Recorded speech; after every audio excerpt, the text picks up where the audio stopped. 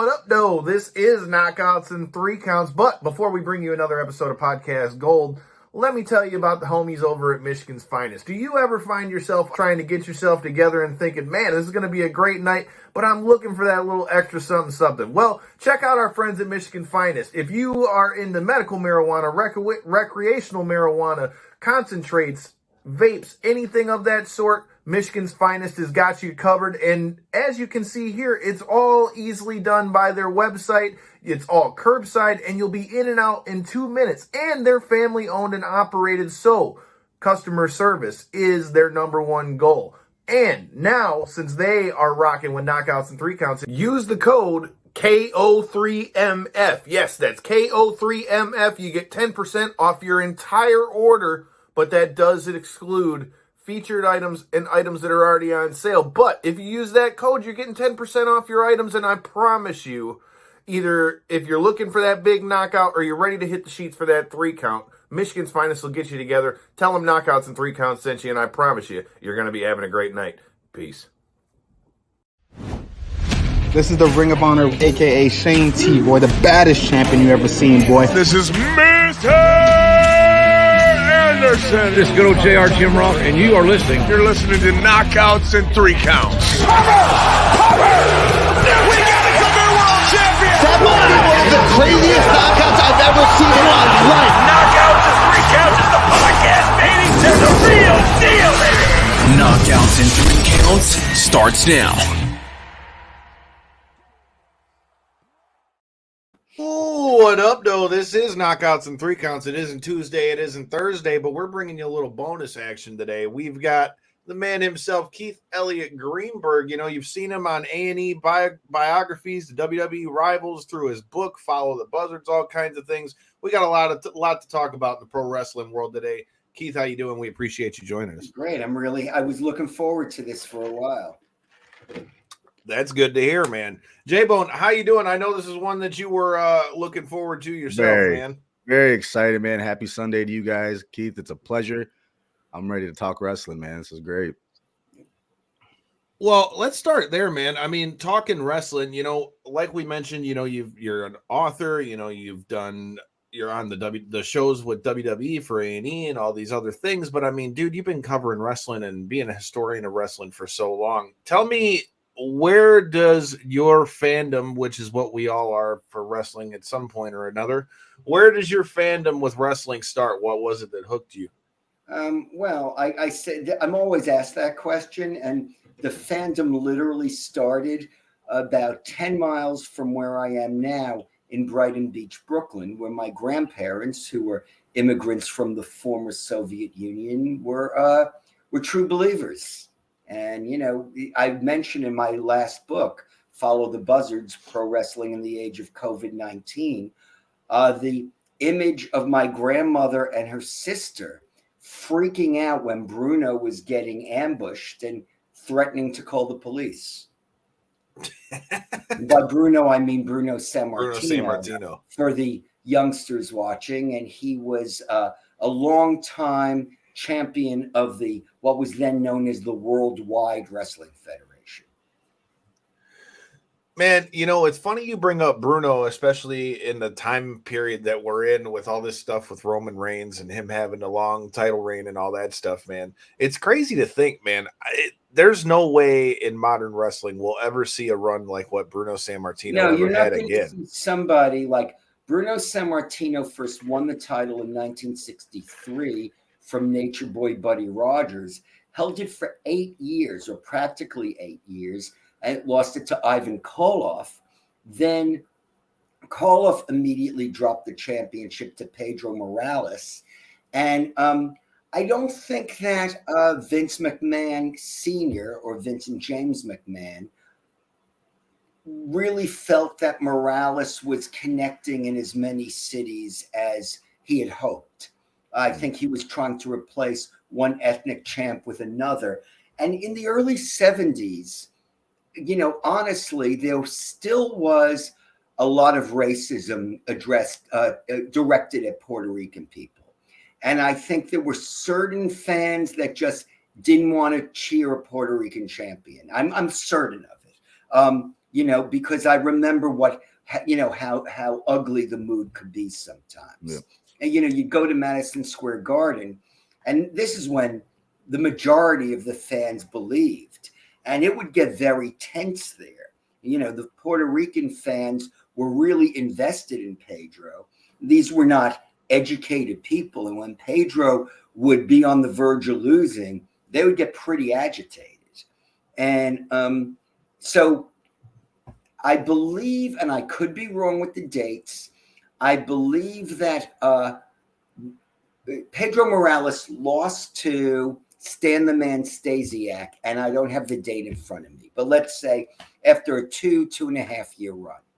And then he held that title for at least another 3 years or so, until he lost it in 1977 to superstar Billy Graham.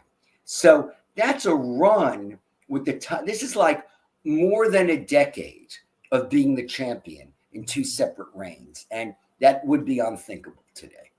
I mean, what is it with, speaking of Bruno, I've been, for those of you who have been following along at Knockouts and 3 Counts, and we appreciate all of the new subscribers that have been coming in off of the Clarissa Shields press conference. It's going down here in Detroit, June 3rd, and all those good things. But, I've been playing WWE 2K23. A lot of people have been asking me, what our thoughts are on the game, because all those good things. But, it's crazy.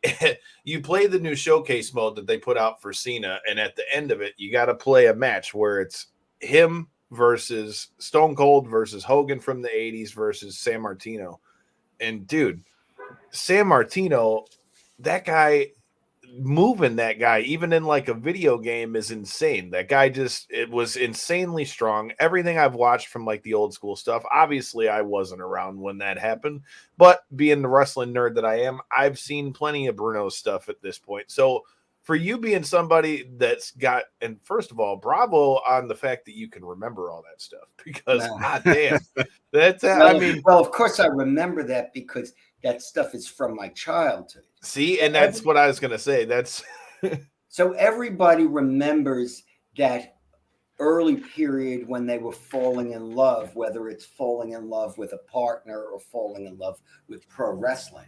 So, now sometimes some of the more recent storylines are harder for me to follow.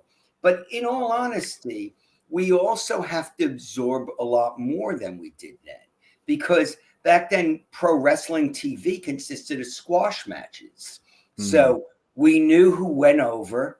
We knew, there weren't a wealth of titles. There was in WWF, you had the champion, you had the tag team champions. There wasn't an intercontinental champion yet.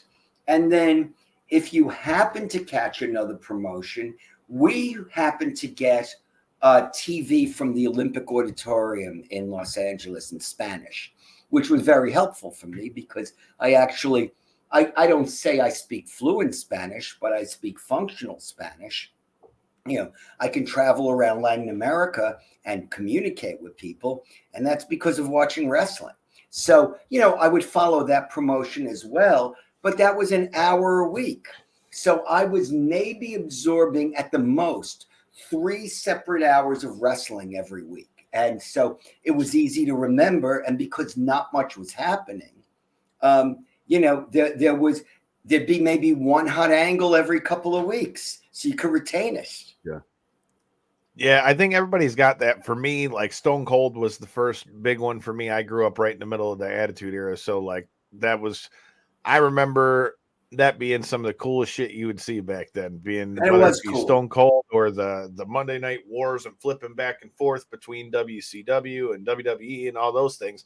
But now, go ahead. All right, sorry. I didn't mean to cut you off, but it's funny that you say that. You mentioned like remembering things like that in your early years, because I was just talking with my daughter and she was telling me about something that happened on SmackDown 2 weeks ago, and it completely slipped my mind. But I will never forget how I felt as a young child when I seen like Axe and Smash enter the Royal Rumble at the same time. Like my mind was so blown and just freaking out. You know what I mean? Like I remember that as a kid. I still remember that feeling. So it's cool that you bring that up. Like that's what wrestling does. It's kind of amazing. You know what I mean? And now I was working for WWE at the time. because I wrote for their magazines for 22 years. And I certainly remember the Royal Rumble with Axe and Smash at the same time. But it doesn't stand out for me until you brought it up. It's probably something I didn't think about since that day. Maybe I wrote something about it, but, it didn't remain in the back of my brain. However, it was a cool moment, and I can just imagine if I were 9 or 10 or 11, what that would have meant to me. I was 2.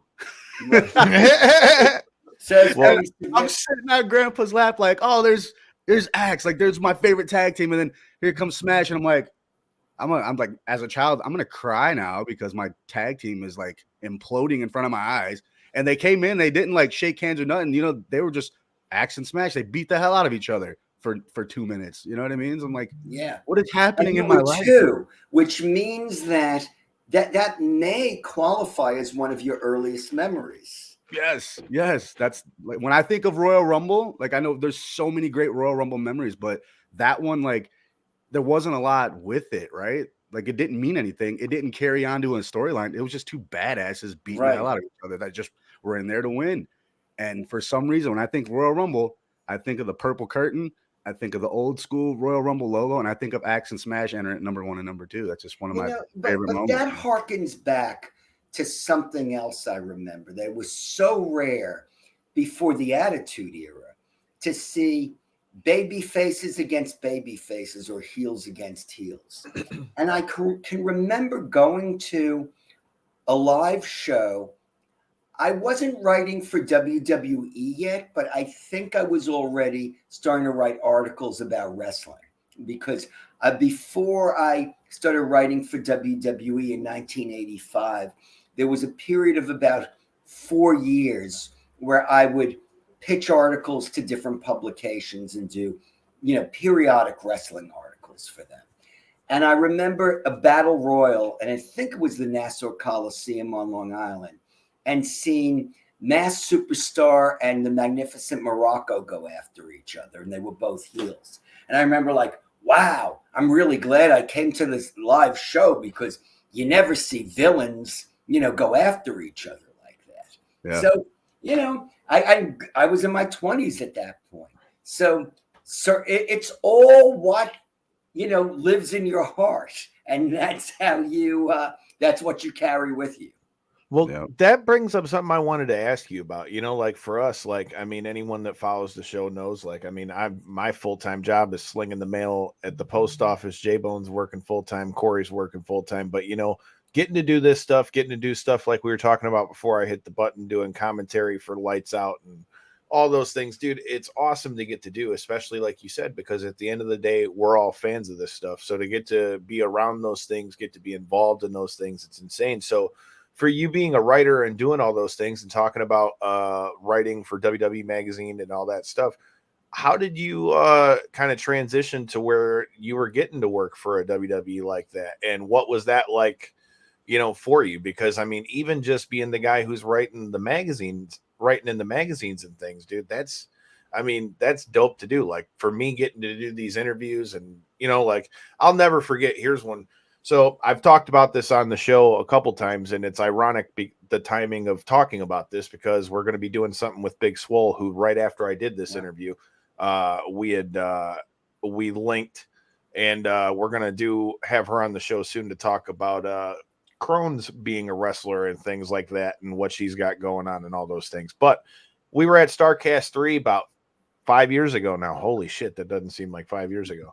But, we were down there, and then we had all the banners for our buddy's podcast, Breaking Down the Ring and all that, and I was there for him. DDP comes by, and he looks up the signs and down the signs and up the signs and down the signs. So, you guys are a podcast. So, you going to interview me, bro? No prep, no nothing. You know what I mean? And then, once it was done, it was like you'd have thought we were friends for 20 years. And like I said, I come effect on people. He's just a good dude, man. Yeah. And that's the thing. And the things like that with what you're saying, that's what makes this stuff cool. So how did you get to the point from just being a fan of this stuff to, writing to where you're getting to be involved and all that kind of stuff? Well, again, okay, so I've been getting paid to write since I've been 19 years old, which is 45 years ago. And one of the things I knew about was professional wrestling. So in addition to all the other things I was writing about and still writing about, I always kind of circled back to wrestling because it was something I really loved. And I was at the first WrestleMania, and I was sitting next to Ed Raschuti, who is still a friend and was the editor of the WWF magazine. And Ed was a very well-traveled journalist. He had covered elephant poaching in Kenya. He had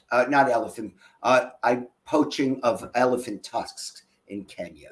He had spent time in Iran before the Iranian Revolution, and he was a boxer and a martial artist, but he was not a pro wrestling person. So he was learning the pro wrestling business on the job. And so he was being a curious person. He was asking me a lot of questions. And back then, there were not a lot of wrestling writers who were educated to the ways of the outside world. And I think he was impressed that I knew topics beyond pro wrestling or beyond even combat sports. And he asked me a question that changed my life. He said, "How would you like to start working for us?" And that's what happened. And I remember now at this point, I knew Vince McMahon, because I was a fan who'd been coming around, for years. And, and then I'd been writing about wrestling for several years. And so he knew me. He'd seen me backstage at Madison Square Garden, but knew I was an outsider. And I remember Ed Raschuti had me come to a TV taping. And Vince McMahon saw me like sitting backstage, and his eyes kind of bugged. And Ed Raschuti went racing over to him and said, "Vince, he's working for us now." And then Vince was, he was pacified. But I remember standing there in the dressing room in Poughkeepsie, New York, and watching some guys go over a tag team match and watching them pantomime their moves and thinking to myself, I can't believe I'm back here. Like, how did this happen? And I remember feeling, if this is where my life ends, fine, because if this is the peak of my life, it's a good peak. I love that. Can totally relate with that, dude, because that's the thing. It's crazy. Like I said, that's kind of how, ironically, our whole show started. So the original 4 that were with us don't get to be on as much these days because of life. But it's funny.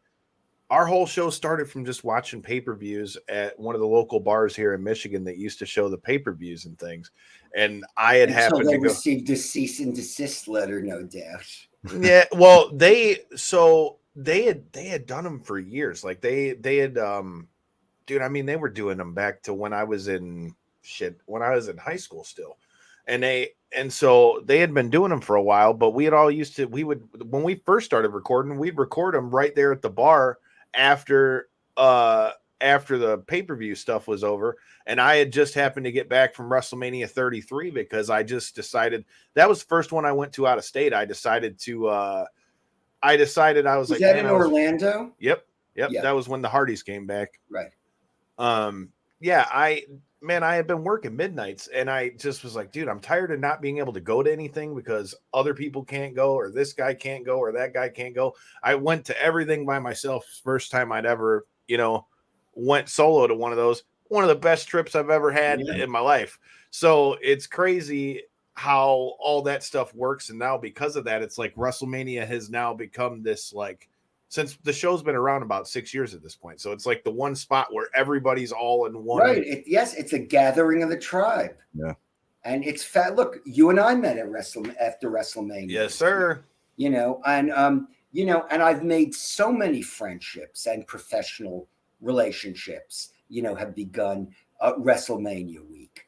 And, I didn't get to ask Triple H this. I was considering asking him this at one of the press conferences, but didn't get a chance. Just this feeling of WrestleMania week being an event that brings together the entire wrestling community, including promotions outside of WWE, but how all these people from every corner of the world gathers. It just converge on a city. I write for Inside the Ropes magazine, the British wrestling magazine, and I always note they have me do these travelogues like SummerSlam weekend, WrestleMania week, Royal Rumble week. And I always experience the same thing when I'm going to one of these major pay-per-views. I'm on the plane, I'm looking around, I'm like, oh, there's a guy I know who, does some camera work for GCW. Oh, there's a guy with a Bullet Club shirt. And it's not that many people. And then I get into town, like this time I went to LA. I was staying with some friends and, I wasn't seeing a lot of wrestling people. The next morning at breakfast, these guys are at another table and one guy sees my sweatshirt and makes a wrestling comment to me. From that point forward, that's Wednesday morning, I felt like I didn't meet a non-wrestling person. That night, Sam Roberts, who sometime backstage interviewer for WWE and serious his podcast too. Personality and a really good guy. We've known each other. We didn't become friends until the Royal Rumble weekend, where we finally started talking about something. And he had a live podcast from the Comedy Store. And Dolph Ziggler was up there, and Baron Corbin told some great stories, and X-Pac told some great stories. And, that was the first official wrestling event I attended that week. And then it was all wrestling from there. And I guess I just wrote an article for Inside the Ropes magazine. I said something to the effect of, when I'd go into a bar or a restaurant, I would just ignore the civilians and make a beeline towards the wrestling people, or they would make a beeline towards me. And there is something beautiful about that. I mean, last week I was on a Danish podcast based on this guy, Nikolai, who I met walking around outside the hotel at WrestleCon and getting into a conversation with him and his 11-year-old son. And then he's like, you want to be on my podcast in Denmark? And it just goes from there. It's crazy, dude. That's been a lot of the relationships with it. And that's what's so cool about pro wrestling. Like, I mean, that same weekend with DDP, our guy Mega Ran, who at this point has had his music on Clerks and the AEW Black History Month project and the new video game and all that stuff. Him and I met. I remember we were at WrestleMania New York, WrestleMania 35 week, when it was Ring of Honor, New Jersey. Well, yeah, I just mean that whole week, because I was at Madison Square Garden for the G1 Supercard. Yeah, and he performed. Yeah, he performed there for that one, and then we linked up that same day in Chicago, where I met DDP eating food at ODB's meat truck. And now at this point, I've been with him at like the last 4 or 5 WrestleManias, and then it's crazy because he's cool with Woods and all those guys, and just the people you get to run into because of these chance meetings, like you said, because of that stuff. So I'm glad that we were able to link up at the hotel, because now we've got even more to talk about. Well, since you talk about WrestleMania, I gotta know, what are your thoughts on how everything played out? Are you happy with Cody not winning? Do you think they missed the moment there? What were your thoughts on it? Overall, I gotta say, that crowd was pretty cool. I feel like as far as a 2-night WrestleMania, I wasn't mad at all. I feel like a lot of people were mad at the finish, but I feel like as an overall Mania, wasn't bad. Well, I wrote about this in the article. I wrote about it not in the WrestleMania week article. I wrote about it in the other column I write for Inside the Ropes magazine, Color Commentary. And a friend of mine at the end of the second night of WrestleMania was like, I'm pissed off. I'm not watching WWE anymore. And then because Cody should have won. And then he writes a few minutes later, but I will watch Raw tomorrow night. I guess WWE accomplished their job because he certainly was not abandoning WWE. And, at the press conference after WrestleMania, everyone made the point that this was part of a long-term story. As Roman Reigns put it, this isn't fast food. And let's see where they go with it. Now, I have enjoyed, by and large, Triple H as the head of creative. I know that Vince McMahon has an influence again. Will his influence ever be as significant as before? Will that alter the storylines? We'll see. I think you touched on something there, though. As wrestling fans, this is a roller coaster of emotion, and it can't always be a happy ending. Sometimes we got to be disappointed. That's life, man. Yes, so, but if you're disappointed, you shouldn't be walking out, of the show or turning off, whichever device you're using to watch the pay-per-view, or as they call it now, premium event. The PLEs, bro. PLE. And say, that sucked. That sucked. I feel flat. That's not a good reaction. Yeah. That's not a good disappointment. It should be, they left me wanting. They left me hungry, and I need to feed that hunger. I'm a little mad, but okay, I'll watch it again. And these people know how to tell long-term stories. I'm not a booker. So but let me ask you this, though, with that off of what you just said, though. See, now with what we just saw on Friday, we talked about this on our Thursday show. Dude, I thought that it was like, okay, Cody needs to go to SmackDown so that him and Roman can fight. And that's what I thought. It's okay. So then, right. And then in the first pick, you get Roman and Solo and Paul go, so and then Cody goes. And now I'm completely in fan mode. I have not discussed this with one person involved in WWE. And honestly, if I called the handful of people I know there, they would laugh in my face if I even want to discuss this. But it's like, does it mean that Cody wins the new WWE championship and now they're champions on separate brands? Or is it leading down the line to something dramatic? Does that happen? And then ultimately the two of them clash again. Do they have a match where the brands are merged? I really don't know. I think it makes it interesting. I keep hearing WrestleMania Philly, but I'm with you, dude. I thought that, he needed to go to SmackDown. But then again, back to your previous point, the way they did that with, them taking Paul and Solo and Roman, but they didn't take the Usos. Leaving the Usos behind. That's interesting because that's like this whole bloodline story. It doesn't end. It's so multi-layered. Unlike, I believe, any wrestling storyline I've ever seen. There's always another wrinkle to it. And you have more characters coming in to enhance the story. Even the introduction of Matt Riddle or the reintroduction of Matt Riddle could play to something. So, is he just an extra body that you put with Owens and Zayn? Or is Matt Riddle going to become a multi-dimensional character? We don't know yet. They're doing their job, though. They're keeping us intrigued. As fans, we're talking about it. We're writing it ourselves in our head. How can we get back to Cody versus Roman? Right. This is what we're talking about. And honestly, if I wasn't talking to you guys right now, I'd be thinking about it. Yeah.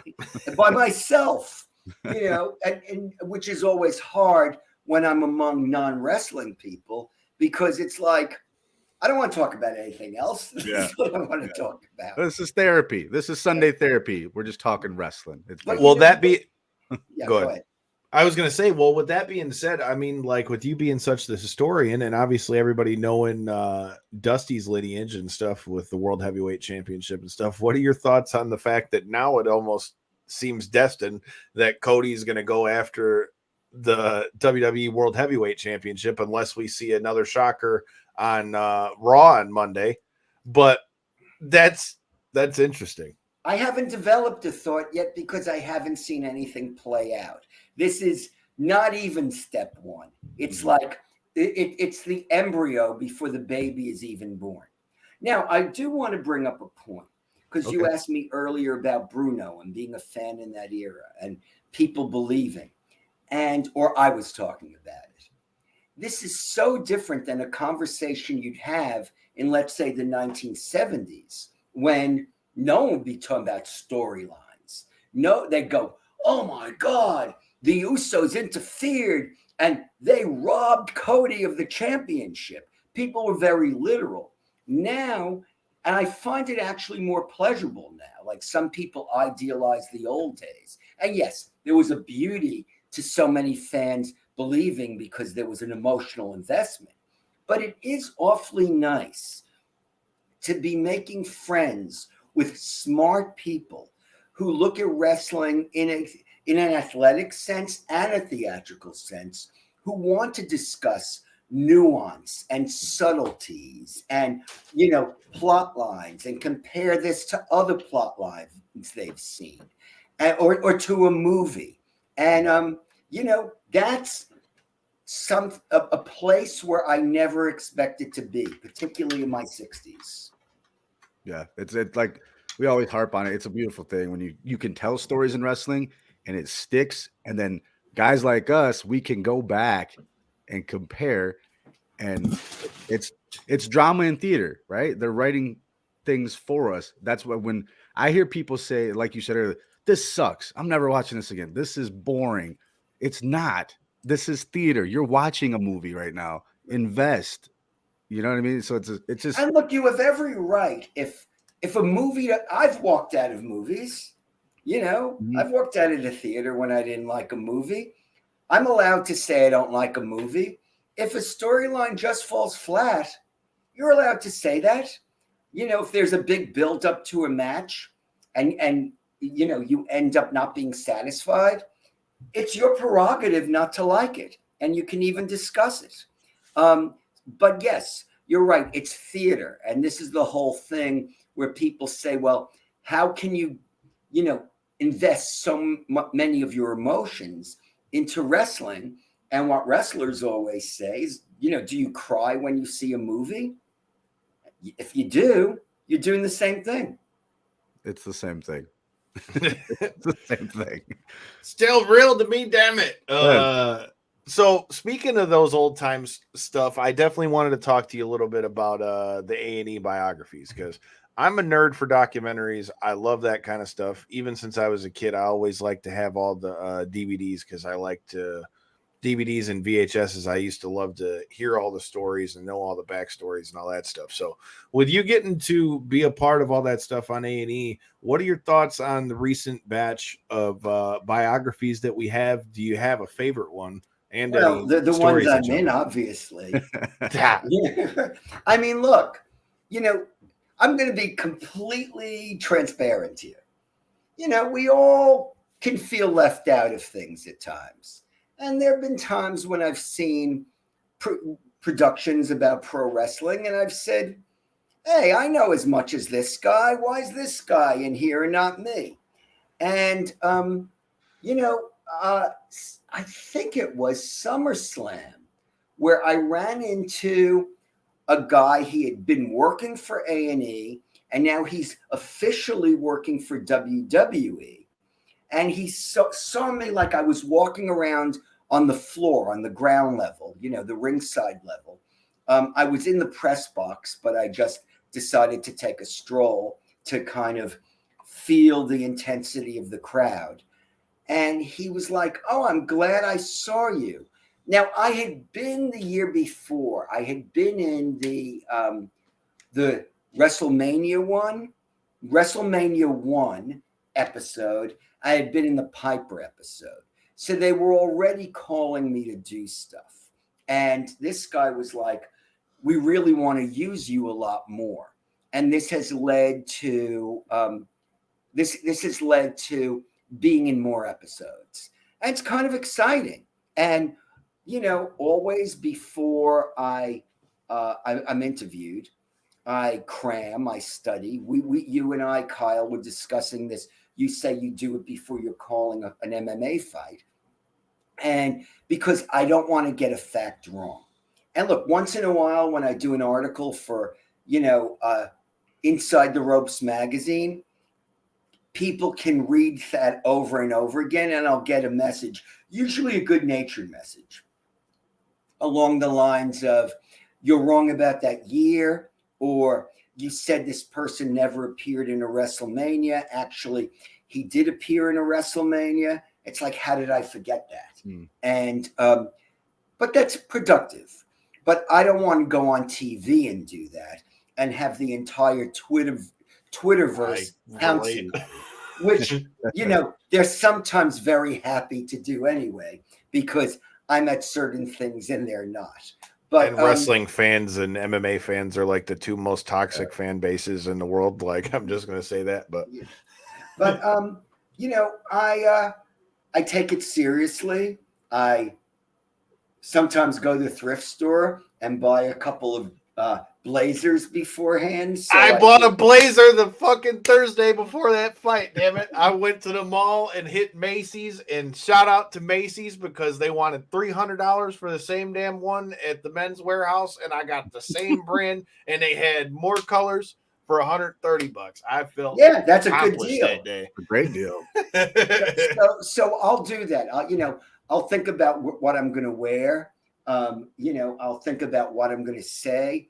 I'll keep a file full of notes next to me. And, if they're going to call me a WWE historian, I'm going to behave like a WWE historian and not spitball it. But it is the first time I saw my name listed as WWE historian. I'm used to being called wrestling writer, author. But when I was listed as WWE historian, my daughter, who's now 19, was like, what? And then once in a while, we'll have a conflict about something. And I'll say, wait a second, do you know who you're speaking to like that? I am WWE historian Keith Elliot Greenberg, which usually diffuses the whole situation. That's awesome.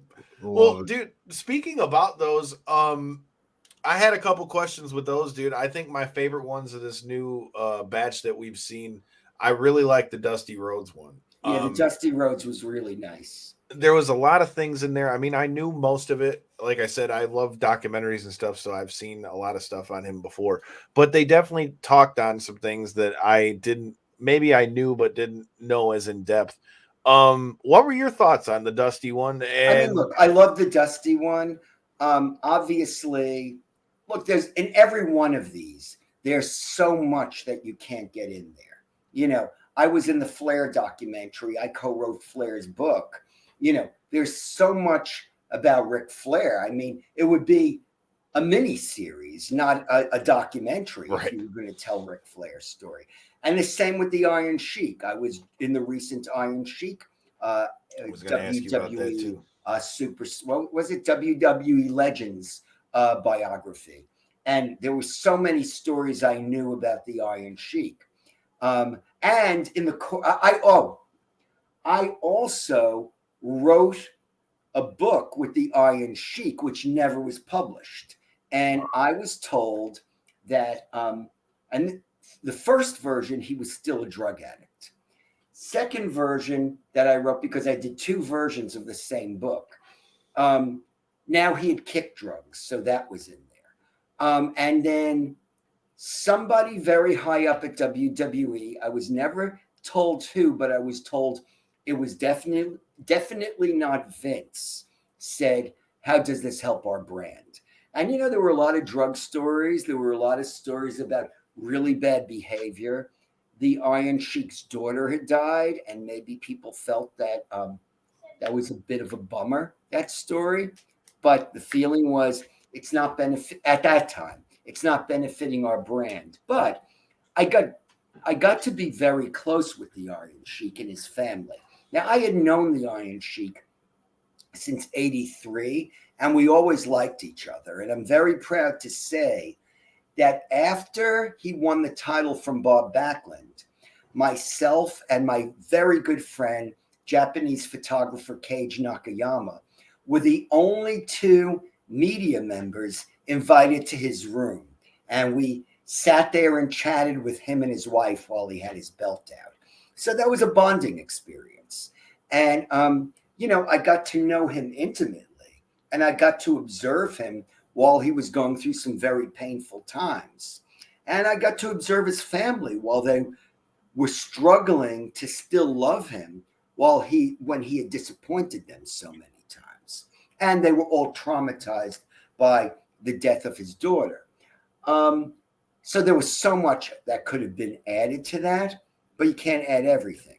Now, with Dusty Rhodes, you could have dwelled on some of the mistakes he made as a booker. You could have dwelled on the Dusty finish and how it was overused. There was a period where he was accused of being detached from the fans and the and to a degree the talent. Instead, and maybe we didn't need to know that, because everyone has parts of their lives that don't necessarily define them. They define a period of their lives. And Dusty did end up playing the role that Shawn Michaels largely plays now, which is the performance center sage, the one who is like a uncle, a grandfather to the emerging talent, and guides them along essentially with the underlying message: don't make the mistakes I did. And, that is how Dusty's life ended, playing that role. And that's great. I mean, I think that was in there. And really, maybe that is how Dusty should be remembered. When I wrote the book with Ric Flair back in 2004, he said, in this book, you are going to read a lot about Dusty, both good and both bad. But I will tell you, the good far outweighs the bad. I mean, and that was the sense I really got out of that too. Like when you heard Dustin speak about it, and his relationship with his dad and those things, and like them bringing up, when he came back to WWE, how they were really kind of down and out, and how him coming back to WWE and coming to NXT and all those things, how much of a help that stuff was. I agree with you. I think on some of those things, there's definitely things that don't need to be harped on as much, because at this point, most people have all moved through it. And I mean, with the guy being gone at this point, I mean, like you said, it's better to remember somebody by the good things they're doing, especially somebody like him, who, from all accounts I've ever heard, the positives that he brought to wrestling far outweigh anything that you could ever, his stuff, say negative. When he was booking and performing in the Carolinas, in Florida, the WWF was so conservative by comparison. And when I would happen to catch any of that other wrestling, that was no holds barred. Like, I remember him having a brawl in the studio with Kevin Sullivan, who was doing a satanic gimmick, which it would be unthinkable to imagine Vince McMahon Sr. Signing off on something like that. And he threw a noose over the rafters and, seemed to be on the verge of hanging Kevin Sullivan. And you could say, well, that's crude entertainment. It was pretty exciting. And I was an adult at that stage. Shows the things you can't get away with in 2023. I mean, the thing that I think back to from my early childhood that I remember, that is when they put Austin up on the Undertaker symbol. I was like, yo, this is crazy. Or what happened with Sandman and Raven, dude. Right, but Sandman and Raven, this was the problem. They did it on a literal cross. Yeah. Now, the Undertaker symbol, fucked up, which was no doubt inspired by that, they were wise enough to put him to do a crucifixion where there's not a cross there. So, you weren't going to, people would think it was it was reminiscent of a crucifixion, but it was not a literal crucifixion. Yeah. That was wild. And then you got to think, you had Kurt Angle in the building for that one. And he was offended by it. Imagine what could have been with Kurt Angle being in ECW. Jesus God. Right. But look, ECW begot the Attitude Era. And, Steve Austin, that short period where he was cutting promos in ECW, I believe, Steve-a-mania gave him, but I think it instilled a confidence in him. It definitely did. That he never had before, you never saw before. And I think when he came to WWE, and I've never discussed this with him, I've never heard it discussed, but when he came to WWE as the ringmaster, he knew what he could do just from that brief period he was in ECW. And so, what could have been, Kurt Angle was there backstage. He soaked in that ECW energy. Some of it rubbed off on him. I could definitely see that. Something else you brought up from them documentaries, and something that really stuck out to me in the Iron Sheik one was, and I've always been a big fan of his and the stuff I've seen. You talk about real heat and how hot he was. That's one thing I want to talk about is the heat. But the first thing I thought of, there was a lot talked about with the incident with him and Hacksaw Jim Duggan. Had that not happened, how do you think the Sheik would have fared in WWF at that point? Because him and Hacksaw both were about as hot as can be when all that went down. Hacksaw was on the ascendancy. He had the proverbial rocket strapped to his back at that point, and realized he had just joined WWE. So there were big plans for him. So it certainly killed that momentum. The Iron Sheik had been around for a couple of years at that stage. So maybe he had a break and people were not, they were exhausted from booing him for all those years. I think that it didn't hurt the Sheik as much as it hurt Duggan, other than the fact that, they both needed the income, and that income was pried away from them.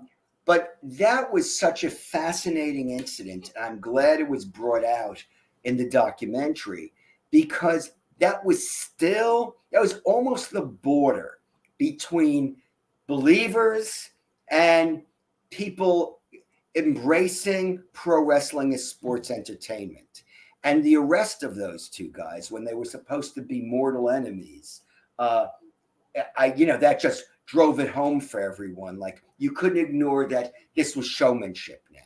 And 2 years later was in 1989 was when Linda McMahon admitted to the New Jersey State Athletic Commission that pro wrestling was the New Jersey State Legislature, when she wanted to get the Athletic Commission deregulated. She admitted that it was entertainment and it was not competitive sports. Now, would that have occurred regardless? Very likely, but it certainly hastened it. And that's the craziest thing. For the longest time, you always heard, especially with the old school wrestlers, man, you hear it over and over again. Just, you never use the word fake. I still never use the word fake. No, never. But back in the day, that's immediately what you would hear is once you hear, it's not competitive sport, and it's just crazy. But it's not fake. I agree 100%. No, I'm not saying that at all. I'm just saying that's the go-to when you hear people talk about it. Damn right, and you should.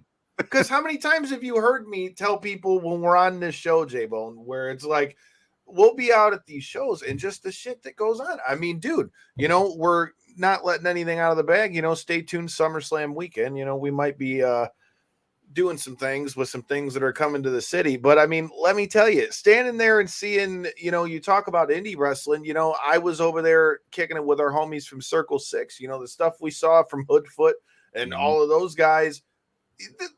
There is no fake. Dude, like these dudes are getting beat up. Even if you want to talk about just WWE, you cannot do what these guys and girls do and not take a beating. I can't do any of that stuff. I never could. at my physical peak, I never could bump like that. Yeah, I remember when I was writing the book with Ric Flair, we would be in the car. And this is before they had cell phones, but they weren't able to text. We weren't texting yet in the United States. And Flair had like a little notepad he'd keep in his pocket. So if someone called him, he'd scribble down a phone number or a reminder. And someone would call him, and he would be driving, and he would be eating, and he would be taking notes, and he would stay in the lane, and he would steer the wheel with his elbow. And I remember thinking, this guy is a once-in-a-generation athlete to just be able to do this. You're not kidding.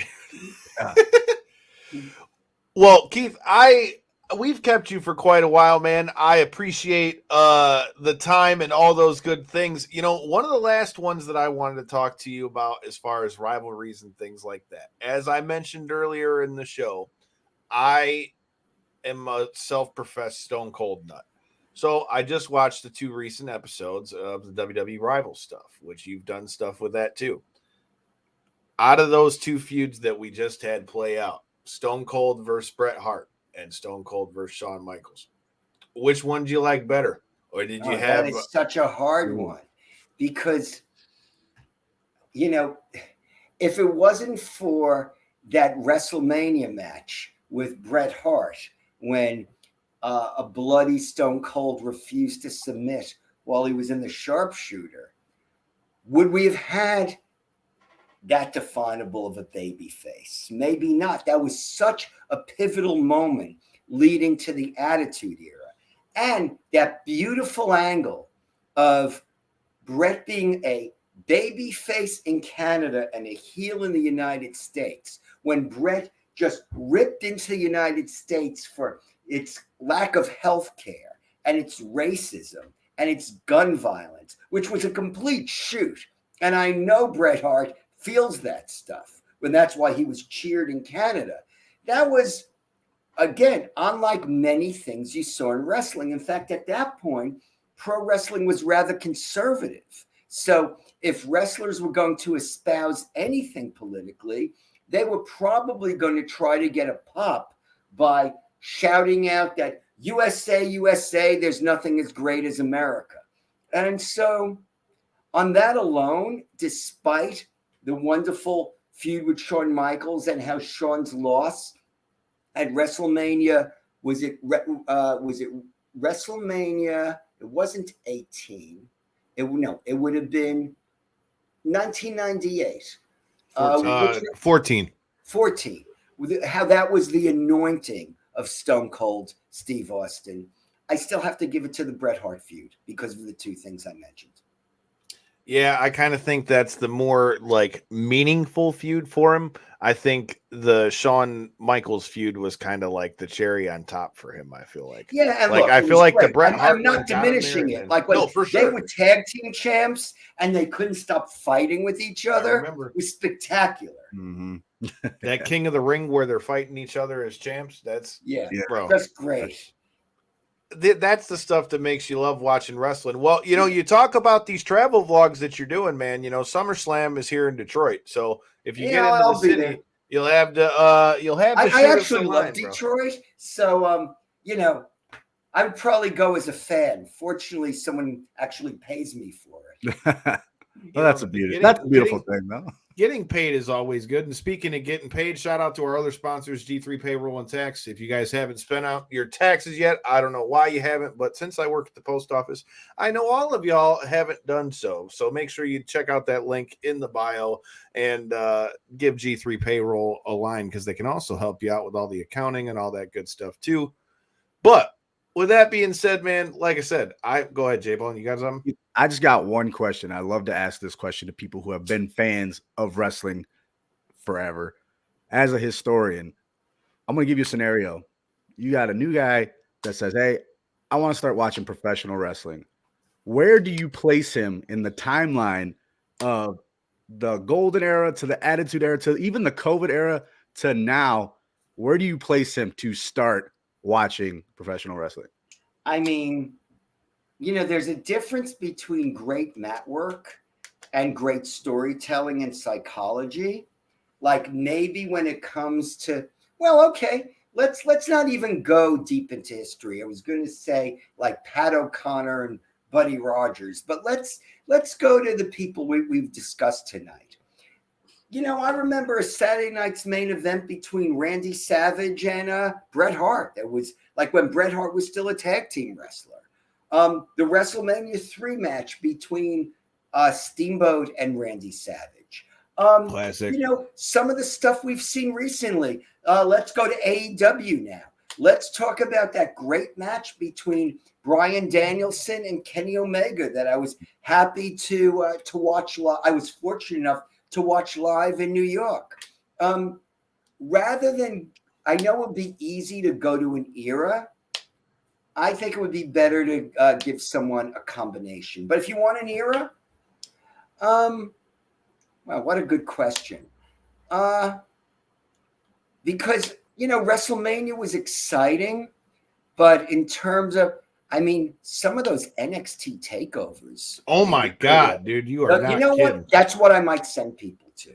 Like watch a string of those NXT takeovers from a few years back. Oh my God. I'm so glad to hear you say that. And I'm surprised that that's what you'd say, because I could agree with you so much, because man, those takeovers from the time they started doing them till where we're at now, they're not quite what they were when they were the takeovers, but man, them fucking takeovers didn't miss. Yeah. Like even when they were in the black and gold, when it was just like at the Performance Center, when they were in the small. I remember when Kevin Owens debuted and beat the shit out of Sami Zayn, and now here we are with them being the tag champs, or being at the takeover for WrestleMania 33, being at the takeover in Chicago when Gargano and Ciampa beat the shit out of each other, when Walter won the NXT UK title off of Pete Dunne in Brooklyn.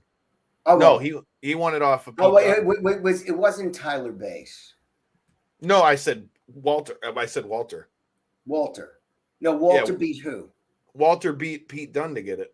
Oh, Pete Dunne. That's right. Yeah. That's right. Yep, he hit him with that splash. That was the first time I'd ever seen him fly off the top rope like that. I'm like, oh, shit. All right. And I should bring up this match since we mentioned Walter, now Gunther. I wrote a book about wrestling during the COVID era. The one thing I omitted from that, I think the best empty arena match of the COVID era was Walter versus Dragunov in the empty arena at NXT UK. And so if someone's starting out, that's how you tell a story, because there weren't even fans there to titillate. Yeah. Beautiful. I love it. Dude, this can't be the last time that we do this. So even though we're going to turn off the button, we'll definitely have to do this again. And like I said, when you get in Detroit, you definitely got to come see us. Like I said, we'll be connected with quite a few things. So if you guys are new here, make sure you hit that subscribe button, whether it's on Apple Podcasts, YouTube, Facebook, all those good things. Hit the buttons. And you never know who you'll see flying through here. So, Keith, if you got anything else you want to promote or let people know where to find you or any of that kind of stuff? You can find me on all social media. I'm not on TikTok yet, but I am on Twitter and Instagram and Facebook. Although my Facebook friends list is almost at the cutoff point. You can find me there, and I've written a bunch of books. You type in Keith Elliot Greenberg and see what you want to order.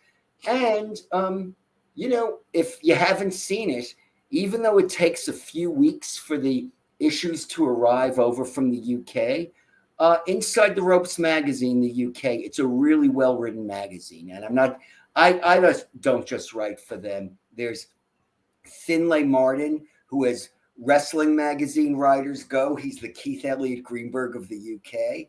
And my good friend Brian Solomon, who wrote that fantastic book about the original Sheik for all you Detroit people. He's a regular for them. So I'd say check it out. You heard the man. Check it out. Until this Tuesday, which when you guys check this will be dropping on a Monday. You can check us out live with Abe the Killer Al Segir, fresh off of his pro debut win. And we'll have Chase the Militia Keebler joining us. Detroit Jiu-Jitsu will be in strong representation come this Tuesday, 9 p.m. Make sure you hit that subscribe button. Until the meantime and in between time, peace.